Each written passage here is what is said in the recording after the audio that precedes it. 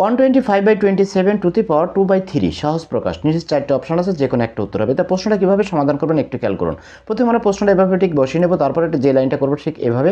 এই যে power minus থাকার কারণে অন বাই, অর্থাৎ অন উপরে নিচের দাগ, এটা কিন্তু মূল দাগ। নিচের ঠিক এই যে মাইনাসটা না থাকলে ঠিক যে চেহারাটা অঙ্কটা প্রকাশ করতো সেটাই কিন্তু আমরা অনের নিচে বসিয়ে দিলাম, ঠিক এভাবে করবো। এরপরে যে লাইনটা করবো আমরা দেখুন, এই যে 125 আছে আর নিচে যে 27 আছে, জাস্ট আমরা সূচকের ভাষায় নিয়ে আসলাম, অর্থাৎ 5 তার কিউ 3 তার কিউ। তার মানে 5 তার কিউ মানে 125, 3 তার কিউ মানে 27।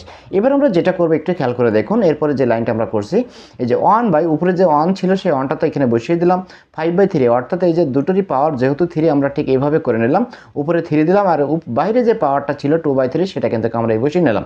এবারে দেখুন এই 3 এবং এই 3 কাটাকুটি হয়ে যাচ্ছে, থাকছে শুধুমাত্র উপরে 2, অর্থাৎ 1/5/3 স্কোয়ার, 5/3 তার স্কোয়ার টোটালের উপরে।